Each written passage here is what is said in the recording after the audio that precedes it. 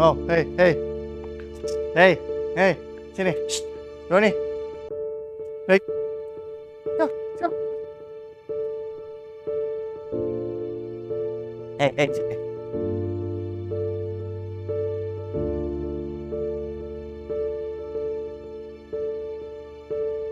Stop. Hey. Hey. Shh. Hey. Roni. Shh. No. No. Shh. No. Tahan. Nah.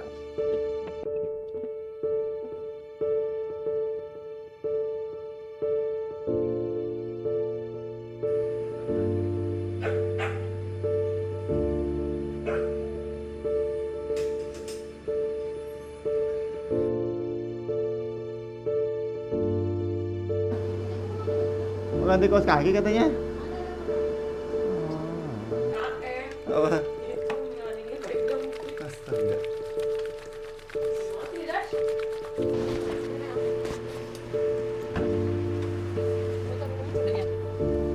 Udah.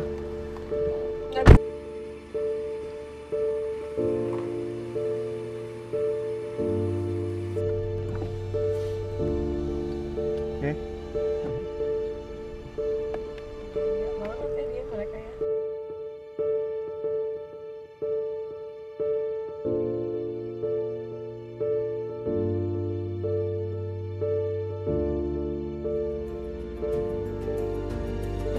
Bye.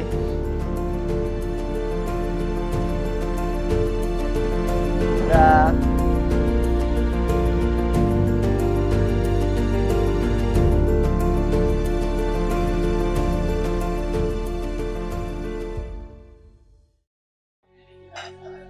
Lihat.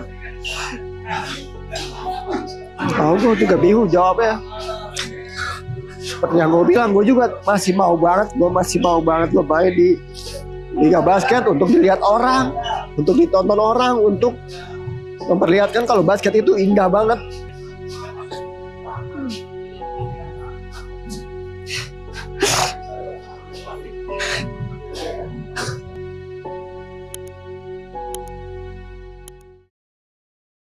Kelly, Anda menjaga Kelly. Kelly Purwanto. Bukan Kelly Purwanto. With 3 point. Dan saya harapkan di game 1 ini Ahmad Tarto bisa mengambil game ini. Bukan di game ketiga. Iya. Kelly.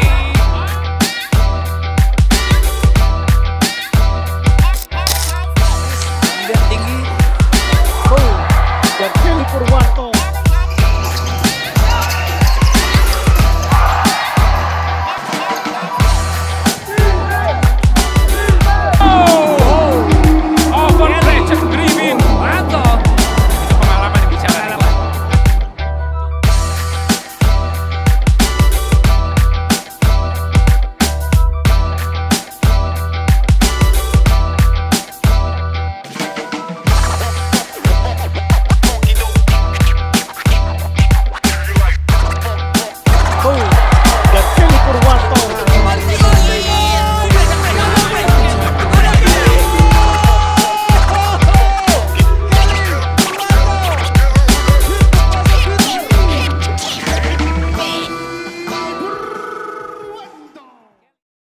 Halo, nama gue Kelly Purwanto dan sekarang gue lagi mau ngasih tahu aktivitas gue setiap pagi setelah gue retire dari basket.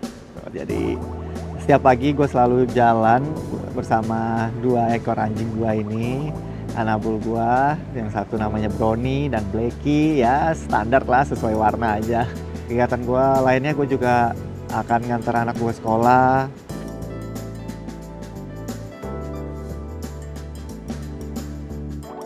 Oke, jadi setelah ngantar anak sekolah, biasanya gue bersama istri selalu sarapan di sini, di Lot 9, di Bintaro. Jadi sebelumnya biasanya habis antar sekolah, gue itu kegiatannya latihan basket. Nah sekarang karena gue udah pensiun, jadi gue lebih banyak waktu untuk istri. Jadi gue bisa sarapan bareng. Setelah itu balik ke rumah, istirahat sebentar, ntar juga siang bakal jemput anak sekolah lagi ya, gitulah. Ntar sorenya baru gue bakal urus untuk ngelatih di Kelly Basketball Academy, di akademi gue.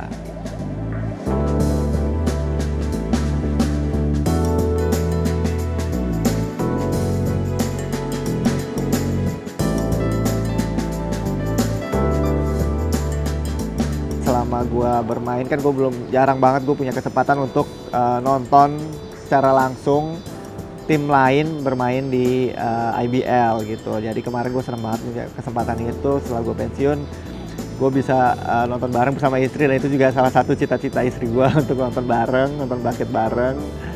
Akhirnya kesampaian gitu. Dan seru banget nonton gamenya, jadi buat kalian pokoknya tonton terus basket Indonesia. Match pertama gua yang gue inget ya, karena itu udah lama banget, 2003 melawan Bhinneka ya, kalau nggak salah itu waktu itu masih ada zamannya Bhinneka Solo, Bhinneka Sritek Solo. Dan itu gue inget juga karena gue masih rookie awalnya, dan pelatih asing waktu itu Coach Ned Kenson dari Filipina. Gue inget banget dia menjadikan gue starter pada saat itu, dan alasannya dia itu untuk biar tim lawan itu nggak mengetahui strategi dari Satria Muda pada saat itu, karena ya gue belum pernah main rookie, jadi gue dipasang starter, jadi mungkin maksudnya dia untuk tim lawan nggak tahu pola atau cara bermain gue gitu. Jadi gue balik lagi ya, setelah tahun 2003 itu sebenarnya gue mengalami cedera, jadi yang membuat gue harus turun lagi. Di 2004 itu gue turun menjadi pemain Liga Mahasiswa dulu. Dan setelah itu di 2005 gue kembali lagi ke Liga Profesional, dan itu gue mendapatkan gelar terbaik, pemain terbaik di Liga Basket Indonesia. Gue bersyukur banget gue bisa mendapatkan gelar itu, karena emang menurut gue nggak gampang ya lu menjadi pemain terbaik di satu liga, karena pada saat itu saingannya juga emang wah, menurut gua itu banyak banget pemain hebat pada zaman itu. Ada Imade Loli Sudiarjana, di Batam, Riko Hantono, bahkan kayaknya Mario Busang juga udah ada pada saat itu. Dan gua jujur gue juga berterima kasih untuk pelatih gua udah percaya, udah ngasih gua minute play yang banyak pada saat itu. Akhirnya gue bisa berkontribusi untuk tim gua di Kalila pada zaman itu, yang sekarang namanya Pelita Jaya. Oke, jadi setelah mendapatkan gelar MVP itu di tahun 2005, gue mendapatkan tawaran untuk pindah ke Bandung waktu itu. Dan emang benar-benar pindah, bukan cuman tim basketnya aja, maksudnya bukan cuma nama Bandungnya aja, tapi gue harus pindah ke Bandung. Jadi gue meninggalkan keluarga yang ada di Jakarta, nyokap, bokap, waktu itu gue harus tinggalin mereka, gue harus pindah ke Bandung.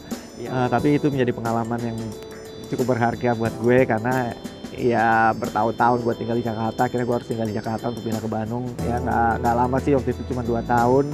Setelah itu Garuda Bandungnya juga pindah ke mesnya, pindah ke Jakarta. Nah setelah 3 tahun gue membawa nama Bandung, akhirnya gue harus kembali lagi ke tim Jakarta, yaitu Pelita Jaya, yang tadinya namanya Kalila sudah berubah nama menjadi Pelita Jaya. Nah waktu itu gue ingat banget tagline-nya gue disebut yaitu kembalinya anak yang hilang, karena gue sebelumnya bermain di Kalila, akhirnya gue harus pindah ke Bandung, akhirnya gue balik lagi ke Pelita Jaya itu. Gitu sih. Oke, dan setelah itu gue bermain di Pelita Jaya selama 7 tahun lah kurang lebih. Setelah 7 tahun gue berkarir di Pelita Jaya, dan di tahun itu pun juga banyak teman-teman gue yang memutuskan untuk pensiun. Salah satunya Andi Batam, Dimas, Hari Chandra. Nah, jadi gue merasa kayak teman-teman gue udah pada nggak ada nih, tapi karena gue masih punya passion, maksudnya gue masih pengen main basket, akhirnya gue memutuskan untuk pindah. Waktu tahun itu gue akhirnya memutuskan pindah ke Hang Tuah. Setelah 2 tahun di Hang Tuah, gue juga pindah lagi ke Bogor Siliwangi. Akhirnya nggak lama, gue cuma setahun di Bogor Siliwangi. Akhirnya gue balik lagi ke Hang Tuah. Ya balik terus ya, jadi kayak kembalinya anak yang hilang lagi nih jadinya. Jadi gue balik lagi ke Hang Tuah, dan pada saat itu juga manajemennya baru, dan Hang Tuah pun sudah membawa nama Jakarta, udah nggak membawa nama Sumsel lagi. Oke, sampai akhirnya gue memutuskan pensiun di Hang Tuah.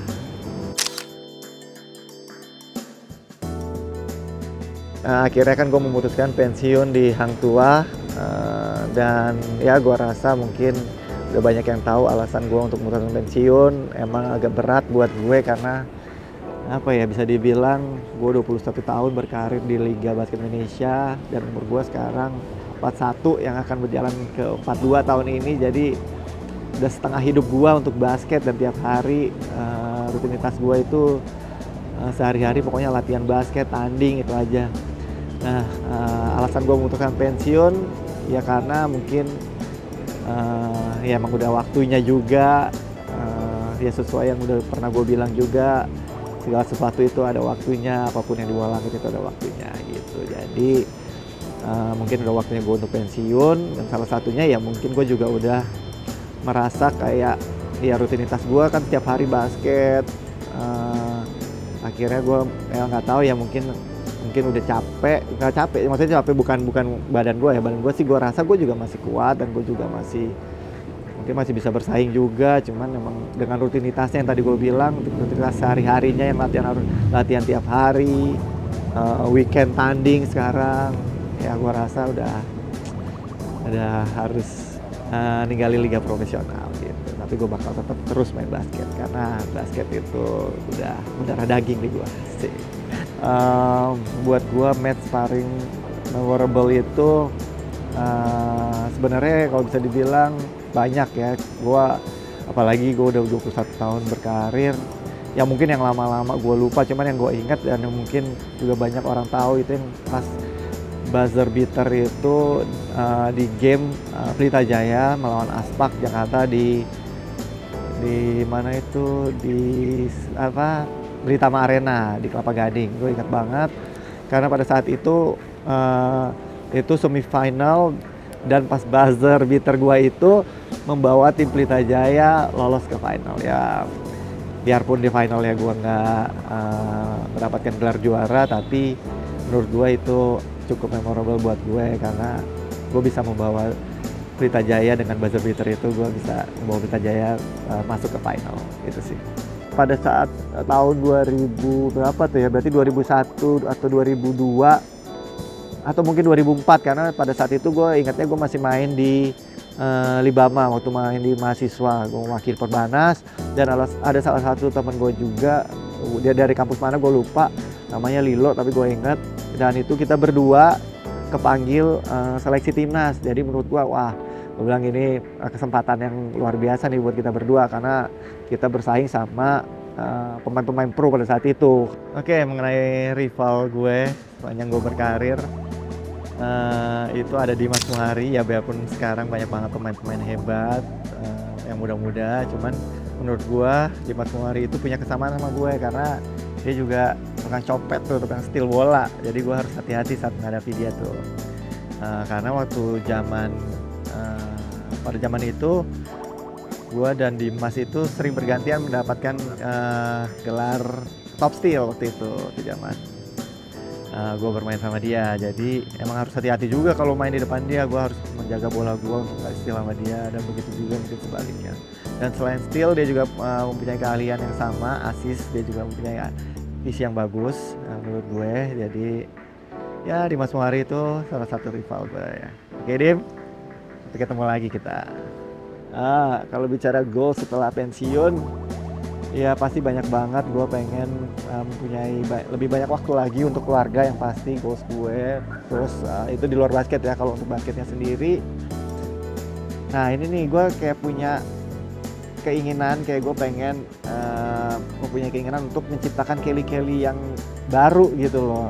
Karena kan kebetulan gue juga punya sekolah basket, Kelly Basketball Academy, dan di situ gue pengennya ngajarin mereka turun langsung untuk mengajarkan mereka entah itu cara dribble atau cara passing yang istilahnya yang itu salah satu kemampuan atau skill bermain gue.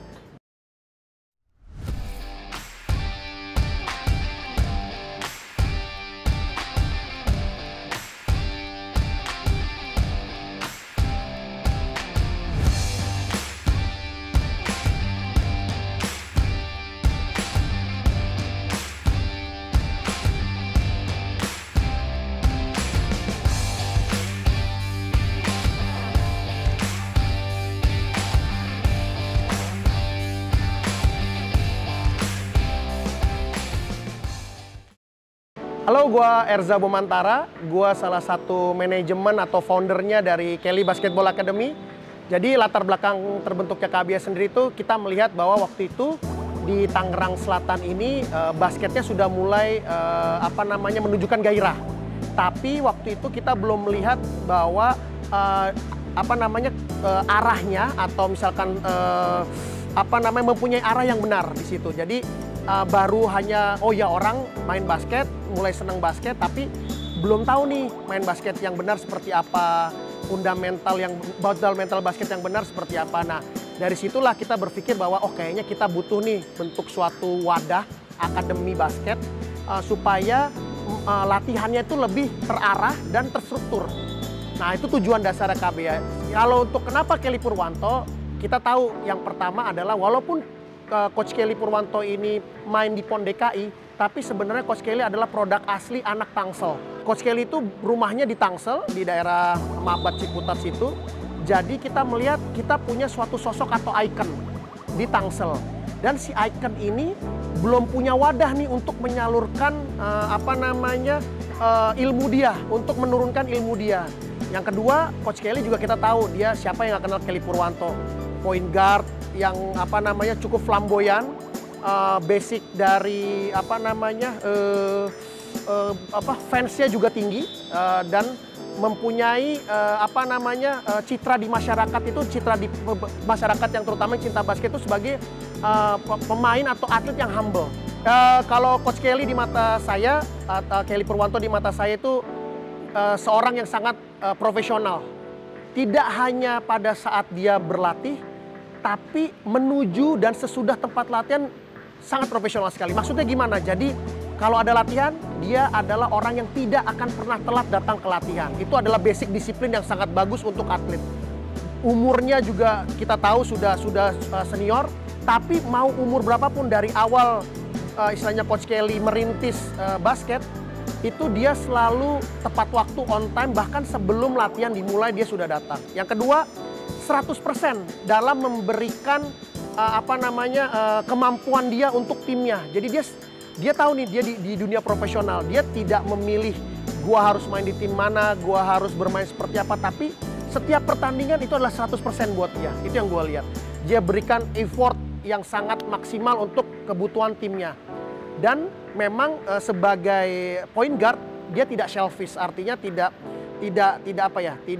ingin menunjukkan bahwa dia yang paling jago, tapi dia men-serve teman-temannya. Itu juga filosofi yang gue lihat dari Kelly Purwanto, artinya sebintang apapun Kelly Purwanto dia juga masih mau loh sharing, dia masih mau istilahnya memikirkan ke teman-temannya, ke junior-juniornya untuk bisa mendapatkan porsi yang sama pada saat pertandingan atau latihan.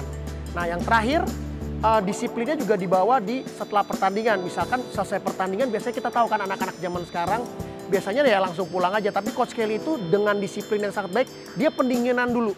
Pendinginannya pun nggak langsung pendinginan gitu aja, biasanya 30 menit sampai 40 menit. Itu menandakan bahwa dia menjaga kebugaran tubuhnya. Nah, itu yang gue lihat bahwa sangat profesional, sangat humble, sangat bisa dijadikan panutan. Itu yang gue lihat dari Kelly Purwanto atau Coach Kelly sendiri. KBS sendiri itu mempunyai dua kelompok utama kelas atau dua kelas utama. Oke. Yang pertama itu kita punya namanya basic fundamental.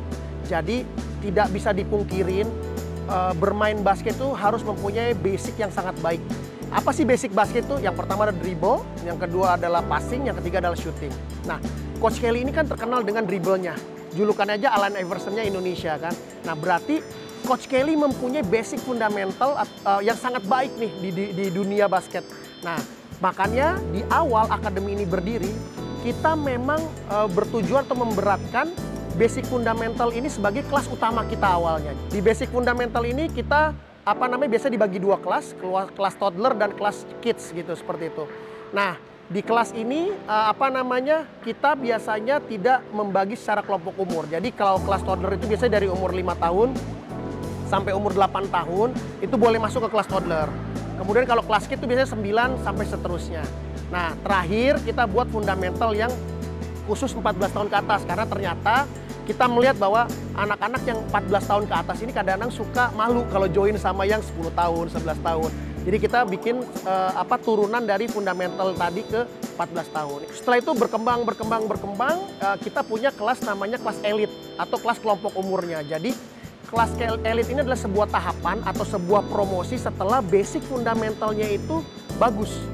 Atau minimal mereka punya basic fundamental yang cukup untuk diberikan materi selanjutnya. Pattern kah, atau misalkan bermain sebagai tim, atau pola-pola simple di dunia basket. Itu kita masuknya di kelas kelompok umur tadi, seperti itu.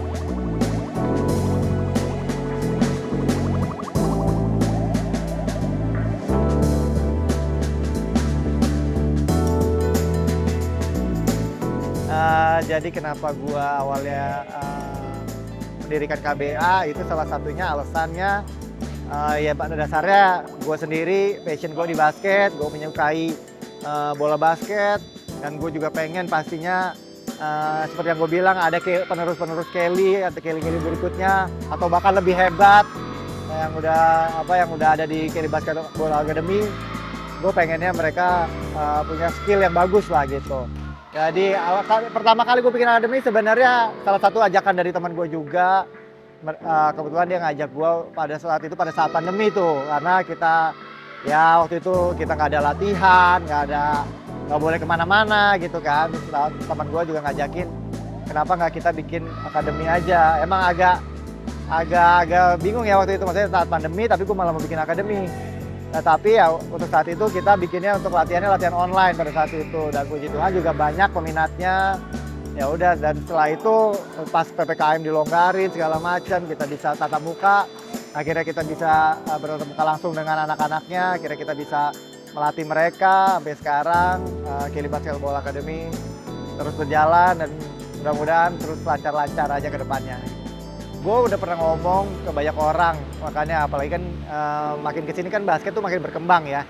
Jadi gue lihat harusnya ya untuk kemungkinan untuk basket di Indonesia sendiri bakal lebih maju lagi ke depannya. Karena yang tadi gue bilang, untuk anak-anak zaman dulu, angkatan gue mungkin atau bahkan yang sebelumnya itu mulai basket rata-rata ya itu SMP, SMA. Karena mungkin dulu jarang akademi gitu loh. Maksudnya jarang untuk anak-anak yang memfasilitasi anak-anak dari umur 5 tahun bahkan untuk mulai basket atau mungkin untuk menyukai basket gitu. Jadi menurut gue untuk adanya akademi yang sekarang ada di Indonesia, yaitu pasti untuk membuat basket Indonesia bakal lebih maju lagi nanti ke depannya. Ya kalau dibilang udah ada, pasti maksudnya gue ngelihat dari potensi mereka ada banget. Karena yang gue lihat pemain-pemain sekarang bisa dibilang untuk umuran bahkan umur 12 tahun itu udah kelihatan yang skillnya bagus gitu loh. Jadi ya tapi yang tadi gue bilang tetap harus biasa, tetap harus rajin latihan, dan yang pasti jangan cepet puas, gitu aja sih. Yang pasti sama lah, maksudnya pengennya kita setiap pemain pasti mempunyai keinginan untuk memajukan basket di Indonesia gitu. Salah satunya ya gue mendirikan KBA selain untuk tadi regenerasi dan ciptakan Kelly baru atau bahkan lebih baik. Dan salah satunya ya pasti tujuannya untuk Indonesia juga gitu loh. Karena kan gue bukan sekedar untuk di Kelly Basketball Academy, tapi untuk basket Indonesianya sendiri gitu. Dan gue harap dengan adanya akademi-akademi yang lain juga, gue harap basket Indonesia pasti akan lebih bagus. Karena yang tadi kita udah bahas, dari umur 5 tahun, bahkan ada 4 tahun itu mereka udah menyintai bola basket, udah berlatih basket. Dan sebenarnya tujuan akademi sendiri kan itu pembinaan dan gimana caranya pertama untuk mereka, gimana caranya mereka untuk menyintai bola basket, menyukai bola basket itu. Setelah itu baru ada tahapan-tahapan berikutnya.